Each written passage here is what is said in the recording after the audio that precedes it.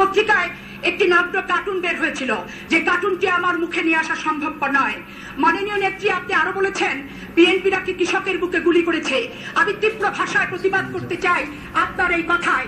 কৃষক, শ্রমিক, মেহনতি মানুষের দল হচ্ছে বিএনপি। শহীদ রাষ্ট্রপতি জিয়াউর রহমান বাংলাদেশের মাটিতে কৃষকের জন্য অনেক উন্নয়নমূলক কর্মকাণ্ড করেছে। দেশনেত্রী বেগম খালেদা জিয়া এই বাংলাদেশে কৃষক, শ্রমিক, মেহনতি মানুষের নির্বাচনে তাদের ভোট নিয়ে কিন্তু পরপর 3 বার নির্বাচিত হয়ে প্রধানমন্ত্রী হয়েছে। আমাদের জাতীয়তাবাদের প্রজন্ম তারেক রহমান বাবার আদলে ছুটে গিয়েছিল গ্রামে গঞ্জে কৃষকের কাছে। বিএনপি দুর্ভাগ্য, বিএনপি যখন ক্ষমতায় আসে আওয়ামী লীগের মধ্যে একটি উচ্ছৃঙ্খল, একটি সন্ত্রাসী সংগঠন বিরোধী দল হিসেবে তারা পায়। 1991 সালে দেশনেত্রী বেগম খালেদা জিয়া যখন প্রধানমন্ত্রী হন, তখন আপনারা এই মুহূর্তে দরকার তত্ত্বাবধায়ক সরকারের দাবিতে সেদিন যে আপনি কৃষকের মন্ত্রী ছিলেন, কৃষকের নেত্রী ছিলেন, এই কথাটি কিন্তু চিরতরে ভুলে গিয়েছিলেন। তাই তো কৃষকের কাছে কিভাবে সার যাবে এ কথাটি একটিবারও কিন্তু আপনার মনে পড়েনি। আপনি একটা দিনের জন্য হরতাল প্রত্যাহার করেননি। দেশনেত্রী বেগম খালেদা জিয়া সেদিন মন্ত্রী পরিষদ সহ সকল এমপি এবং প্রশাসনের সকল স্তরের কর্মকর্তাদের বলেছিল যেভাবেই হোক হরতালের ভিতরে কৃষকের কাছে সার পৌঁছাতে হবে। সেদিন দেশনেত্রী বেগম খালেদা জিয়ার কথা শুনে হাজার হাজার ট্রাক ভরে কৃষকের দ্রব্যান্তে যখন সার পৌঁছেছিল, তখন দেখা যায় ছাত্রলীগ, যুবলীগের জয় বাংলা স্লোগান দিয়ে কিছু শৃঙ্খল ছেলে কৃষকের সার লুট করার জন্য প্রতিমধ্যে কয়েকটি ট্রাক আটকে ধরে। আজকে যারা বলেন যে বিএনপি কৃষকের বুকে গুলি করেছে, বিএনপি কোন কৃষকের বুকেই কিন্তু গুলি করেনি। সেদিনে দেখা গেছে জয় বাংলা স্লোগানধারী কিছু লুটেরারা যারা কৃষকের সার লুট করতে গিয়েছিল তাদেরকে প্রতিহত করা হয়েছে মাত্র, এর বেশি আর কিছু না। মাননীয় মন্ত্রী, আপনি বক্তব্য দিয়েছেন যে কৃষকের এখন সারের কোনো অভাব নেই, সারের এখন পা গজিয়েছে, কৃষকের পিছনে পিছনে সার ছুটছে। কিন্তু দ্রব্যমূল্যের ঊর্ধ্বগতির বিষয় নিয়ে বাংলাদেশের প্রতিটি মানুষের যে মেরুদণ্ড ভেঙে গিয়েছে সেই নিয়ে কিন্তু আপনি একটি কথা বলেননি। মাননীয় মন্ত্রী, আপনি বলেছেন জুডিশিয়াল সেপারেশনের কথা। জুডিশিয়াল সেপারেশন সে তো কাগজ কলমে একটি হাস্যস্কর বিষয়। বর্তমানে আদালত হচ্ছে দলীয় কর্মীদের দ্বারা নিয়োগপ্রাপ্ত, মাননীয় প্রধানমন্ত্রীর দ্বারা নিয়ন্ত্রিত রাজনৈতিক প্রতিহিংসা বাস্তবায়নের একটি প্রতিষ্ঠানে রূপান্তরিত হয়েছে। আমি আর সেই প্রসঙ্গে যাচ্ছি না। মাননীয় স্পিকার, এই পার্লামেন্টে দাঁড়িয়ে রাষ্ট্রপতির ভাষণে বক্তব্য রেখেছেন আইন প্রতিমন্ত্রী সহ সরকার দলীয় সংসদ সদস্যরা প্রত্যেকে একটি কথা বলেছেন, তারেক রহমান, আরাফাত রহমান নাকি কোটি কোটি টাকা বিদেশে পাচার করেছে। তীব্র ভাষায় আমি প্রতিবাদ করতে চাই আপনাদের এই বক্তব্যে।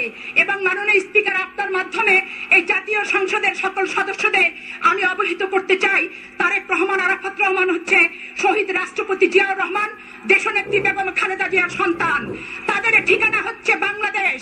পৃথিবীর কোন দেশে তাদের সেকেন্ড হোম নেই, তাদের কোন নিকটাত্মীয় পৃথিবীর কোন দেশে বসবাস করে না। এবং তারেক রহমান, আরাফাত রহমান কোন ইহুদি খ্রিস্টান রমণীকে বিয়ে করেনি। অতএব বাংলাদেশের টাকাকে বিদেশে পাচার করার কোন প্রকার প্রয়োজনীয়তা নেই।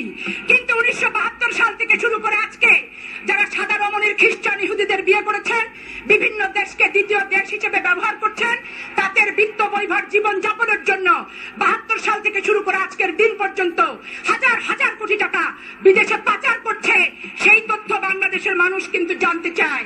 মাননীয় স্পিকার, গত অধিবেশনে যখন আমরা যোগ দিয়েছিলাম, মাননীয় প্রধানমন্ত্রী একটি বক্তব্যে একটি বিষয়ের সূত্রপাত করেছিলেন যে ভুটান দূতাবাসের কাছে এমন বিচারক বিএনপি নিয়োগ দিয়েছে যে প্রস্রাব করেছে। একই ঘটনার পুনরাবৃত্তি করেছেন রাষ্ট্রপতির ভাষণে বক্তব্য দিতে যে আইন প্রতিমন্ত্রী মহোদয়। আমি এ প্রসঙ্গে বলতে চাই, ভুটান দূতাবাসের প্রাচীরে প্রস্রাব করার কারণে আইনের শাসন কিন্তু বিঘ্নিত হয় না, বিচার বিভাগের স্বাধীনতা নষ্ট হয় না। আওয়ামী লীগের সময় বিচার বিভাগ যুগশ্রেষ্ঠ দলীয়করণ ও সরাসরি নিয়ন্ত্রণের নজিরবিহীন ইতিহাস সৃষ্টি করেছে। তথ্য উপাত্তের মাধ্যমে আমি মহান সংসদে উপস্থাপন করতে চাই। গোপালগঞ্জের জেলা আওয়ামী লীগের সভাপতিকে বিচারক নিয়োগ দেওয়া হয়েছে। কুষ্টিয়া জেলা আওয়ামী লীগের সাধারণ সম্পাদক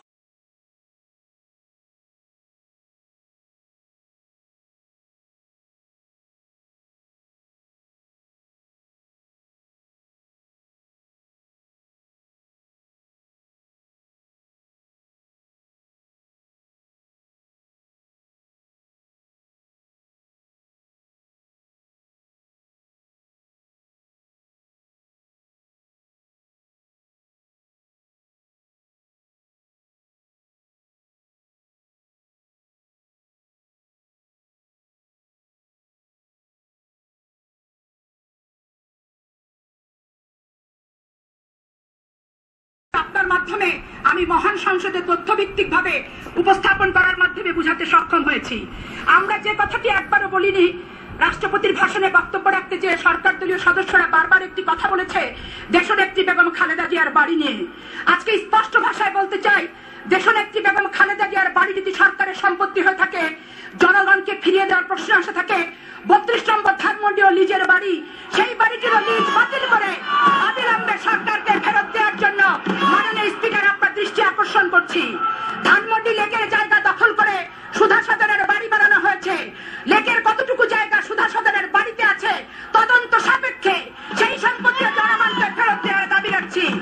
বাংলার বাড়ি পত্রিকা অফিসটিও সরকারের সম্পত্তি, এই পত্রিকার অফিসটিও সরকারের সম্পত্তি জনগণের কাছে ফেরত দেওয়ার আমি দাবি জানাচ্ছি। শেখ মুজিবুর রহমান যখন ক্ষমতায় আসে ভারতকে উপঢৌকন হিসেবে বেরুবাড়ি সেদিন দিয়েছিল। আমি আজকের এই মহান সংসদে দাঁড়িয়ে বেরুবাড়ি, তালপট্টি, অঙ্গরপোতা, দহগ্রাম ভারতের কাছ থেকে পুনরুদ্ধারের দাবি জানাচ্ছি। মাননীয় স্পিকার, মাননীয় মন্ত্রী এই সংসদে দাঁড়িয়ে বেগম খালেদা জিয়ার ইনকাম ট্যাক্সের ফাইল দেখার জন্য নির্দেশ দিয়েছিলেন মাননীয় প্রধানমন্ত্রী, অর্থমন্ত্রীকে। আমি অভিনন্দন জানাই মাননীয় প্রধানমন্ত্রী। আমি সেদিন আপনাকে ফুলের মালা দিয়ে স্বাগত জানাবো। যেদিন আজমজেদ চৌধুরী নুরে আলীর চাঁদার টাকা কোন ফাইলে আপনি তুলেছেন বাংলাদেশের মানুষের কাছে আপনি উপস্থাপন করবেন। মাননীয় নেত্রী, আপনার দুজন সংসদ সদস্য স্বীকারোক্তিমূলক জবানবন্দি দিয়ে আপনার চাঁদাবাজির কথা স্বীকার করেছে। সেই টাকা কোন পথে, কার মাধ্যমে, কোন দেশে পাঠিয়েছেন সেটা যেদিন আপনি মহান সংসদে উপস্থাপন করবেন, আমার হৃদয়ের সমস্ত অনুভূতি দিয়ে আমি আপনাকে অভিনন্দন জানাবো। চেকে প্রমাণ থাকার পরও 13 বছরের জেলের ভয়ে চাঁদাবাজি মামলা আপনি প্রত্যাহার করে নিয়েছেন। আপনার মামলা যদি আপনি প্রত্যাহার করেন, বাংলাদেশের কোন মানুষের বিরুদ্ধে মিথ্যা মামলা দেওয়ার নৈতিক অধিকার আপনার নেই। মাননীয় নেত্রী, আপনি বলেছেন 2001 সালে ক্ষমতায় আসতে পারেননি ভারতকে গ্যাস না দেওয়ার কারণে। এবার তাহলে ক্ষমতায় এসেছেন ভারতকে কি কি জিনিস দেওয়ার শর্ত করে, এটি বাংলাদেশের মানুষ জানতে চায়। বাংলাদেশের মানুষ বলে, হায়রে কপাল মন্দ, প্রধানমন্ত্রী হইয়া উনি অন্ধ, দেশ দেশ বোঝে না, বোঝে শুধু ভারতের স্বার্থ। আর ভারত বলে, টিপাই মুখের বাদ আমার অনেক দিনের স্বাদ। জনগণ কেন করে হইচই ভেবে আমি অবাক হই। ওরা কি বোঝে না আওয়ামী লীগের 14 গোষ্ঠী